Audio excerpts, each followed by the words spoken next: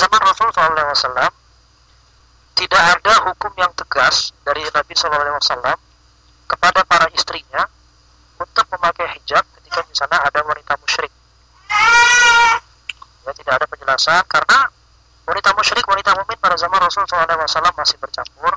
Mereka masuk ke rumah mereka satu sama lain dan tidak ada penjelasan tegas dari Rasul SAW untuk menutup hijab, ya, untuk menutup hijab sebagaimana dia menutup hijab di depan laki-laki. Wallahu a'lam bishawab. Itu yang bisa saya jawab. Iya, terima kasih Ustaz atas jawabannya. Mudah-mudahan menjadi pencerahan ya bagi kita semua. Oke, selanjutnya pertanyaan dari Mbak Dini. Di sini ada, kalau misalkan kita nggak lagi di kendaraan, boleh sholat sambil duduk nggak ya? Misalkan kondisi sedang ramai banget dan tidak bawa alas sholat, seperti itu. Baik, apakah kita boleh sholat sambil duduk dalam keadaan ramai? Nah, itu mungkin pertanyaannya. Pada dasarnya, sholat harus ditunaikan sesuai dengan gerakan-gerakan yang sudah disyariatkan. Nah, keringanan untuk duduk itu pada saat situasi di mana kita tidak bisa berdiri, di mana kita tidak bisa melaksanakan sholat sesuai dengan rukun-rukun dan gerakan-gerakannya. Nah, kalau bukan di kendaraan, misalnya di taman, tapi lagi keramaian, kita nggak bawa alas. Pertama, jawabannya adalah tidak membawa alas bukan alasan untuk tidak melaksanakan sholat dengan sesuai dengan gerakan-gerakan dan rukun-rukunnya. Ya.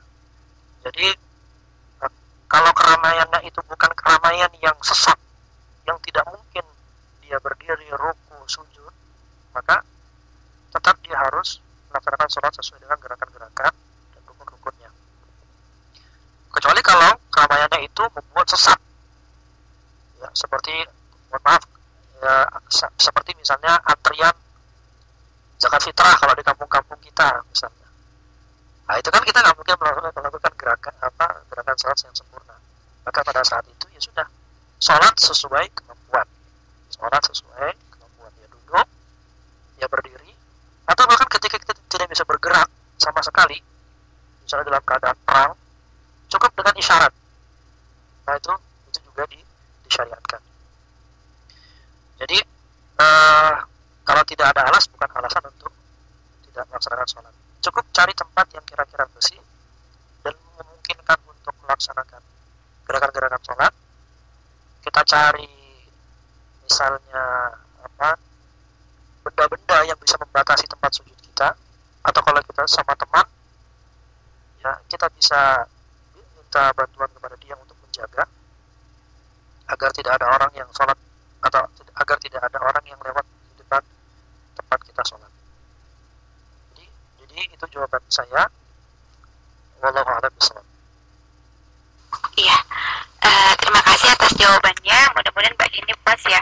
Ini ada satu lagi pertanyaan dari Mbak Arya, masih seputar faedah fikih juga ya. Mungkin apakah ada rukhsah atau keringanan dalam berwudu bagian mengusap rambut jika kita berada di tempat umum, misalnya apakah mungkin boleh mengusap bagian depan atau awal tumbuhnya rambut tidak saja, tidak sampai ke belakang kepala, sehingga tidak harus membuka jilbab. Tadi kan selain rukhsahnya bagian kaki ya, khauf, seperti itu, Ustaz, silakan.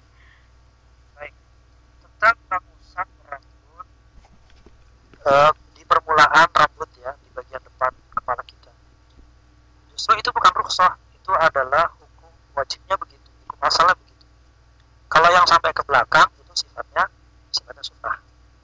Jadi bagi muslimah yang memakai hijab atau memakai kerudung, yang cukup dengan bagian depannya saja dibasahi, yang menjadi bagian dari rukun wudu. Tidak perlu bagi dia untuk membasahi sampai belakang yang berkonsekuensi pada dibukanya hijab. Demikian, wallahu a'lam.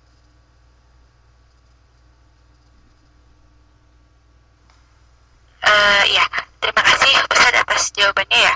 Alhamdulillah pada malam hari ini kita banyak sekali pencerahan ya, banyak sekali pencerahan yang kita bisa dapatkan di kajian ini. Mudah-mudahan bisa membawa manfaat dan berkah bagi kita semua.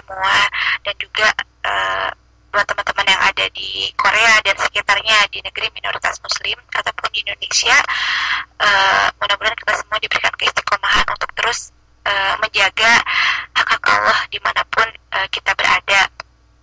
Ya, amin ya Allah rabbal alamin. Sebelum menutup acara, saya sampaikan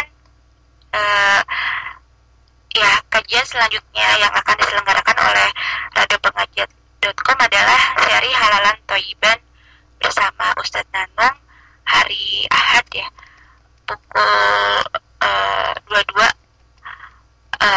wilayah Korea atau pukul 20 waktu Indonesia Barat. Ya, silakan bagi teman-teman yang akan mendengarkan kembali kajian Radio Pengajian.com. Kemudian di akhir acara saya akan coba menyapa ya teman-teman yang mendengarkan kajian ini. Alhamdulillah ada 16 orang ya, ada Mbak Afwan A, kemudian Mas Hadi Yudhistira, kemudian Mbak Ria Agustina, kemudian Mbak Nur, kemudian Mbak Nur JP, kemudian moderator Radio Pengajian, kemudian Mbak Sulung dan Anon, sisanya seperti itu. Iya, terima kasih buat teman-teman yang udah mendengarkan kajian ini. Mudah-mudahan kita semua ada manfaatnya bagi kita semua. Jazakallah khair juga buat Ustadz Faris atas ilmunya. Mudah-mudahan bisa barokah juga buat Ustadz dan semuanya bagi kita. Saya tutup saja kajian ini dengan membaca hamdalah. Alhamdulillahirabbil alamin. Istighfar, astagfirullahaladzim, astagfirullahaladzim, astagfirullahaladzim, dan doa penutup akhir majelis. Subhanakallahumma wa bihamdika asyhadu an la ilaha illa anta wa astaghfiruka wa